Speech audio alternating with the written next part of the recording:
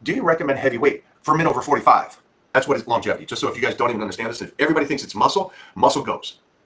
The only thing that keeps you healthy is bone density and connective tissue. So that's the one thing that I disagree with CrossFit, is that it really breaks you down. 30 to 40 reps every day with lightweight helps. You're destroying your connective tissue. Is protein bars okay? Yeah, again, it's whatever's set up on your meal plan.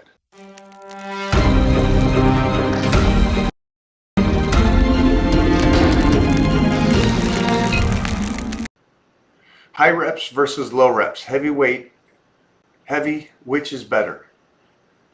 There's nothing better. So the question was, is it high reps or low reps? Heavy, which is better, is what the question says. First of all, there's no such thing as high reps or low reps. There's just the rep range you're doing for whatever exercise you're doing for that day. Obviously, that day you could do 1, that day you could do 100. Who knows? Heavy weight, yeah, you just hit as heavy weight you can for the rep range you're doing. We all know that. Okay, so here is the question, and I think it's great. The question is, and listen to this, do you recommend heavy weight for men over 45?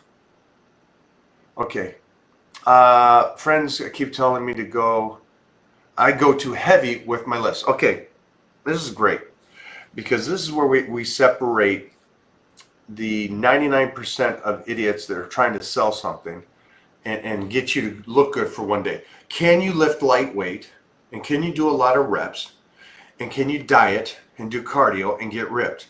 100%. Can you maintain it? Not really. I mean, obviously, you really didn't do anything. You just burned off everything and got down in weight.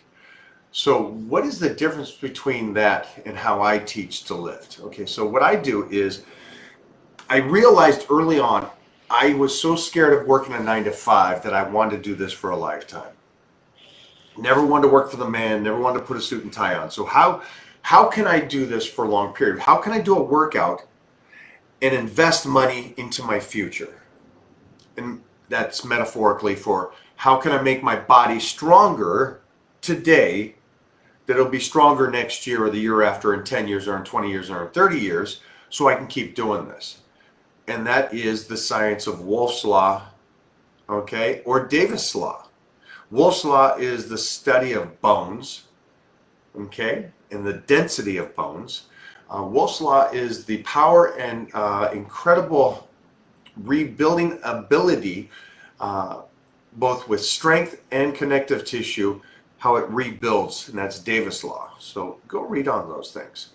And that is investment. That is money I'm putting into the bank. So that means next year, as I get older, I do less deterioration on my body. My body is a healthier body. And like when we did our blood tests and our bone scans and everything, I'm actually younger than Mona physically and internally because of how my body is made up. Now, how crazy is that? On the planet, I've been here longer, but the body itself is younger. Now, why is that? Well, because first of all, to answer your question, heavy weight is gold. Because you do something for that day that made you tear down the muscles and get bigger. It also helps you mentally. But also, it forced your body to adapt to the heavier weight or the weight that you're moving. So in time, your bone density gets stronger, stronger, and stronger. I just said this. Now, we're going to take decades. So over the next 10 years, your bone strong, as a 45-year-old man, by 55, your whole bone structure, and that's what is longevity. Just so if you guys don't even understand this, and if everybody thinks it's muscle, muscle goes. The only thing that keeps you healthy is bone density and connective tissue. Muscle will never keep you healthy. It is superficial. It is just something that goes between it. It is the connective tissue and the bone density, which those two deteriorate, plus muscle does. But again, I disregard muscle completely because it's irrelevant. You feed it more, it grows. You feed it less, it shrinks. But it's the bone density and connective tissue. In 10 years, it will be stronger. Where all your other friends that go light weights and lots of reps with light weight deteriorate. Two things. There's no bone density triggering, none. None. So their bone density gets weaker in the next 10 years. And they just repped out their, oh, no. 30 to 40 reps every day with lightweight helps. That's, you're destroying your connective tissue. So I trained for 40 years, but I'll guarantee the amount of reps and sets I've done to everybody else is probably somebody that's trained 20 years. Because of the fact that I believe in keeping it realistic, doing the right amount of sets and reps for what you're doing. So in the long run, I can still train. And that's the thing I think most people just disregard. They go, I'm going to go in and be an animal. I'm going to do lightweight, lots of reps. Great, have fun. Sprinters last longer than long distance runners because they're building bone density and connective tissue. Where the long distance runner is just continuously pounding and getting more fragile. So keep that in mind when you guys do this lifting or move in this sense. You know who I'm the most violent with? If you guys think I'm the most violent with these guys that just jump on here and I block them, I'm not. I'm most violent and hard on the guys that work with me one-on-one, like the Bobo or Steve Pack and stuff. Because now I demand that they train the way I train or the way that I'm committed. And that's the pressure I put on them. And so it's just one of those things. You got to be able to take it and push it in a sense of that you got to get better. And we don't want anybody that isn't wanting to get better here. That's the main thing. The main thing is you got to want to get better. And you got to, not everything is to be cookie cutter. I'm going to get you there and I'm going to get you in the best shape of your life. So he said, and that's somebody that's paying attention, I eat a bowl of fruit before bed. Best sleep you're ever going to get.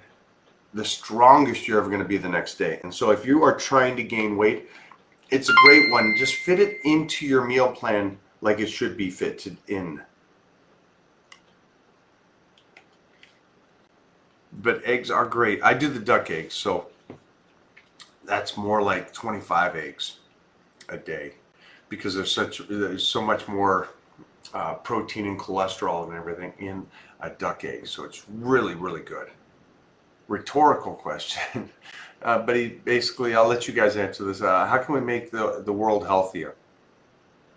Also, should we let kids eat sugar in public schools or give them more healthy foods? You see how that's kind of like rhetorical? I don't know why you're asking that. Should the world be healthier? Sure. Is it? Should we feed kids sugar in school? I have no idea what you want to feed your kids in school. I'm sending my kid to school with his own food, so I'm making sure. I think that's, you parents, you tell me that. I mean, I think that's a real question there, is that we should be sending them to school with their meals already instead of worrying about what the school is going to feed them. I don't trust nobody else. Athletics first.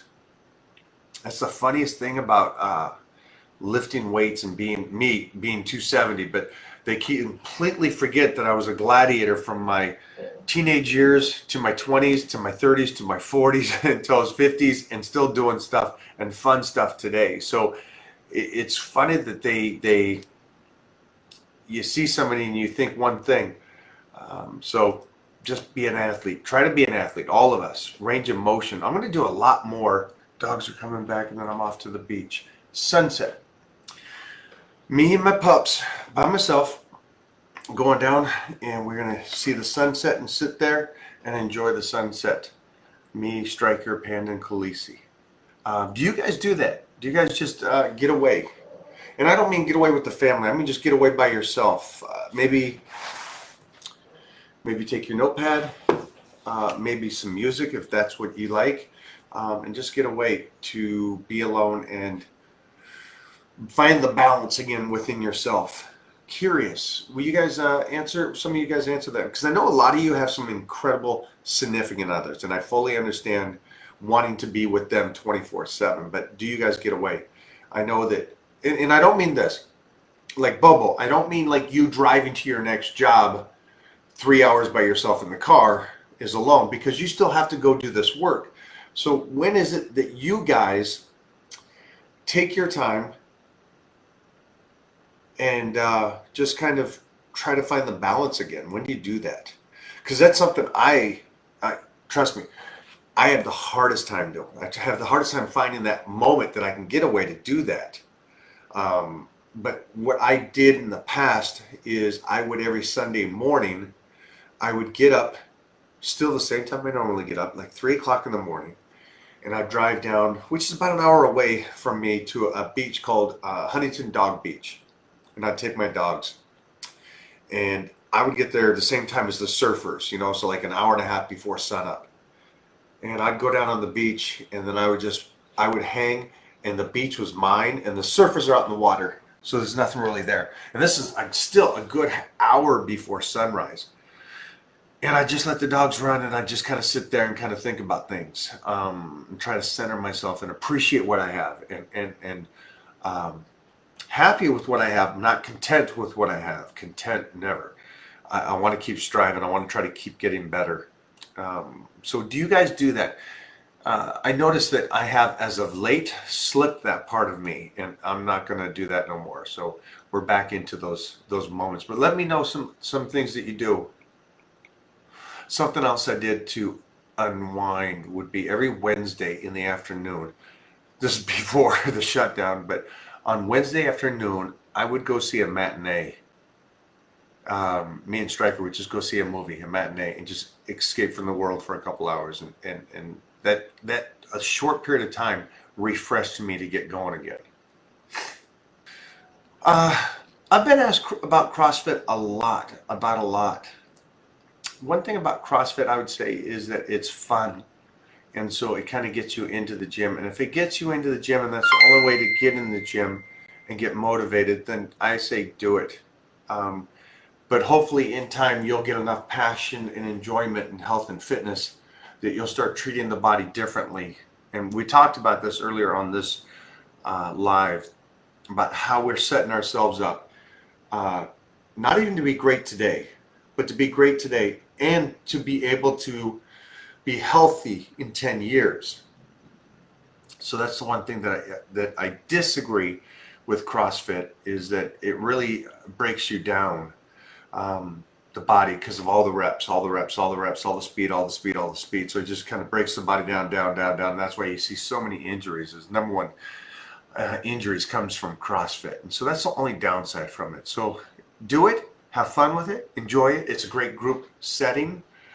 But I think you'll get the same thing, maybe not from the workout, but you'll get the same thing from the Titan crew, that even though you're not there with them when the workout is, you know that there's thousands of people around the world doing that workout that you're doing today.